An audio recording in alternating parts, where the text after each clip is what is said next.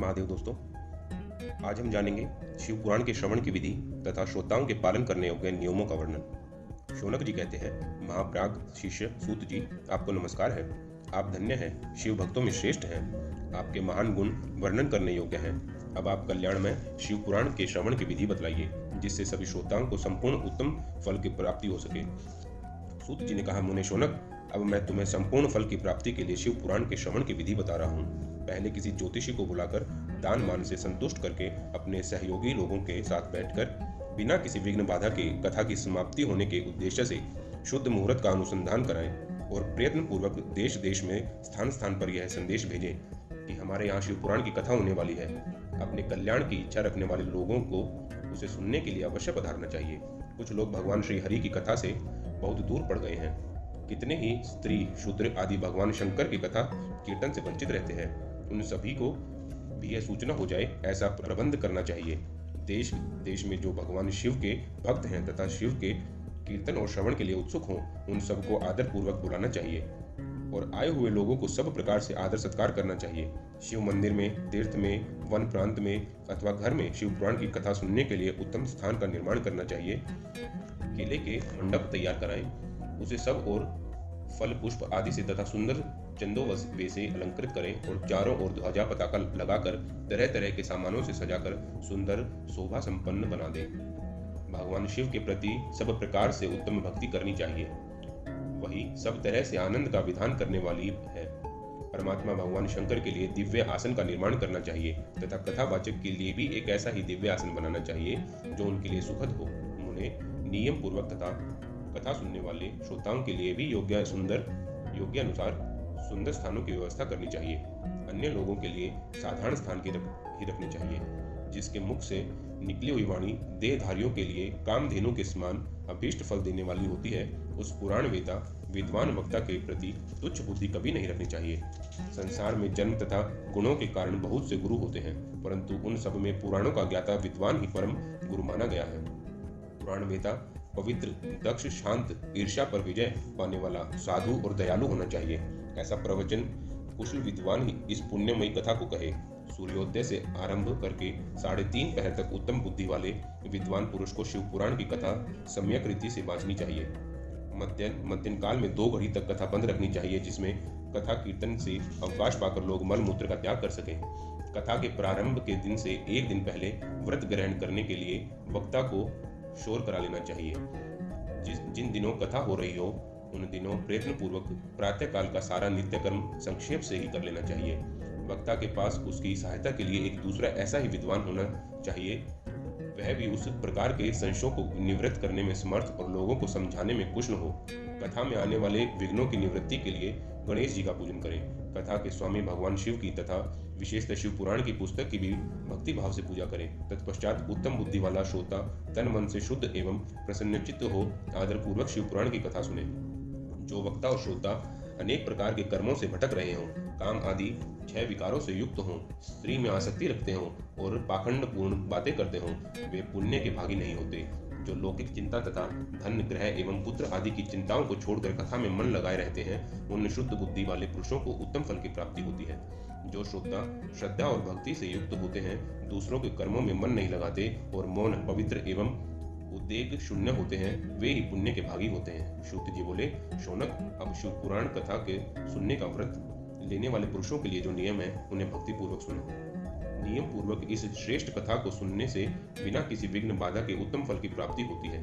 जो लोग दीक्षा से रहित हैं, उनका कथा श्रवण में अधिकार नहीं है। अतः मुने, कथा सुनने की इच्छा वाले सब लोगों को पहले वक्ता से दीक्षा ग्रहण करनी चाहिए। जो लोग नियम से कथा सुने, उनको ब्रह्मचर्य से रहना चाहिए। भूमि पर सोना, पत्तल में खाना और प्रतिदिन कथा समाप्त होने पर अन्न ग्रहण करना चाहिए। जिसमें शक्ति हो वह पुराण की समाप्ति तक उपवास करके शुद्धता पूर्वक भक्ति भाव से उत्तम शिव पुराण को सुनो। इस कथा का व्रत लेने वाले पुरुष को प्रतिदिन 1 बार ही हविष्यान्न भोजन करना चाहिए। जिस प्रकार से कथा श्रवण का नियम सुख पूर्वक सद सके वैसे ही करना चाहिए। गरिष्ठ अन्न, दाल, जला अन्न, सेम, मसूर, भाव दूषित तथा बासी अन्न को खाकर कथाव्रती पुरुष कभी कथा को न सुने। जिसने कथा का व्रत ले रखा हो वह पुरुष प्याज, लहसुन, हींग, गाजर, मादक वस्तु तथा आमिष कही जाने वाली वस्तुओं को त्याग दे। कथा का व्रत लेने वाले पुरुष काम, क्रोध आदि 6 विकारों को, ब्राह्मणों की निंदा को तथा पवित्रता को और साधु संतों की निंदा को भी त्याग दे। कथाव्रती पुरुष प्रतिदिन सत्य, शौच, दया, मौन, सरलता, विनय तथा हार्दिक उदारता इन सद्गुणों को सदा अपनाए रहे। श्रोता निष्काम हो या सकाम, वह नियम पूर्वक कथा सुने। सकाम पुरुष अपनी अभीष्ट कामना को प्राप्त करता है और निष्काम पुरुष मोक्ष पा लेता है। दरिद्र, शयका रोगी, पापी, भाग्यहीन तथा संतान रहित पुरुष भी इस उत्तम कथा को सुने। काकबंध्या आदि जो 7 प्रकार की दुष्टा स्त्रियां हैं वे तथा जिसका गर्भ गिर जाता हो वह इन सभी शिव पुराण की उत्तम कथा को सुननी चाहिए। उन्हें स्त्री हो या पुरुष सभी को यत्न पूर्वक विधि विधान से शिव पुराण की यह उत्तम कथा सुननी चाहिए। महर्षि, इस शिव पुराण की कथा के पाठ एवं श्रवण संबंधी यज्ञोत्सव की समाप्ति होने पर श्रोताओं को भक्ति एवं प्रयत्न पूर्वक भगवान शिव की पूजा की भांति पुराण पुस्तक की भी पूजा करनी चाहिए। तदनंतर विधि पूर्वक वक्ता का भी पूजन करना आवश्यक है। पुस्तक को आच्छादित करने के लिए नवीन एवं सुंदर बस्ता बनवाएं और उसे बांधने के लिए दृढ़ एवं दिव्य डोरी लगाएं। फिर उसका विधिवत पूजन करें। मुनिश्रेष्ठ, इस प्रकार से महान उत्सव के साथ पुस्तक और वक्ता की विधिवत पूजा करके वक्ता की सहायता के लिए स्थापित हुए पंडित का भी उसी के अनुसार धन आदि के द्वारा उससे कुछ ही कम सत्कार करें। वहाँ आए ब्राह्मणों को अन्न धन आदि का दान करें। साथ ही गीत, वाद्य और नृत्य आदि के द्वारा महान उत्सव रचाएं। यदि श्रोता विरक्त हो तो उसके लिए भी कथा समाप्ति के दिन विशेष रूप से उस गीता का पाठ कराना चाहिए जिसे श्री रामचंद्र जी के प्रति भगवान शिव ने कहा था। यदि श्रोता गृहस्थ हो तो उस बुद्धिमान को उस श्रवण क्रम की शांति के लिए शुद्ध हविष्य के द्वारा होम कराना चाहिए। उन्हें रुद्र संहिता के प्रत्येक श्लोक द्वारा होम कराना उचित है अथवा गायत्री मंत्र से होम कराना चाहिए, क्योंकि वास्तव में यह पुराण गायत्री मंत्र ही है। अथवा शिव पंचाक्षर मूल मंत्र से हवन करना उचित है। होम करने की शक्ति न हो तो विद्वान पुरुष यथाशक्ति हविन्य हविष्य का ब्राह्मणों को दान करे। न्यून रिक्त रूप दोष की शांति के लिए भक्ति पूर्वक शिव सहस्त्र नाम का पाठ अथवा श्रवण करें। इससे सब कुछ सफल होता है, इसमें संशय नहीं है, क्योंकि तीनों लोक में उससे बढ़कर कोई वस्तु नहीं है। कथा श्रवण संबंधी व्रत की पूर्णता की सिद्धि के लिए 11 ब्राह्मणों को मधु मिश्रित खीर भोजन कराएं और उन्हें दक्षिणा दें। उन्हें यदि शक्ति हो तो 3 तोले सोने का एक सुंदर सिंहासन बनवाएं और उस पर उत्तम अक्षरों में लिखी अथवा लिखाई हुई शिव पुराण की पोथी विधि पूर्वक स्थापित करें। तत्पश्चात पुरुष उसकी आवाहन आदि विविध उपचार से पूजा करके दक्षिणा चढ़ाए। फिर जितेंद्रिय आचार्य का वस्त्र, आभूषण एवं गंध आदि से पूजन करके दक्षिणा सहित वह पुस्तक उन्हें समर्पित कर दें। उत्तम बुद्धि वाला श्रोता इस प्रकार भगवान शिव के संतोष के लिए पुस्तक का दान करे।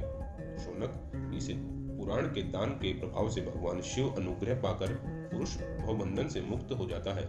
इस तरह विधि विधान का पालन करने पर श्री संपन्न शिव पुराण संपूर्ण फल देने वाला तथा भोग और मोक्ष दाता होता है। उन्हें शिव पुराण का वह सारा महात्म्य जो संपूर्ण अभिष्ट को देने वाला है मैंने तुम्हें कह सुनाया। अब और क्या सुनना चाहते हो? श्रीमान, शिव पुराण समस्त पुराणों के भाल का तिलक माना गया है। यह भगवान शिव को अत्यंत प्रिय है, रमणीय तथा भव रोग का निवारण करने वाला है। जो सदा भगवान शिव का ध्यान करते हैं, जिनकी वाणी शिव के गुणों की स्तुति करती है और जिनके दोनों कान उनकी कथा सुनते हैं, इस जीव जगत में उन्हीं का जन्म लेना सफल है।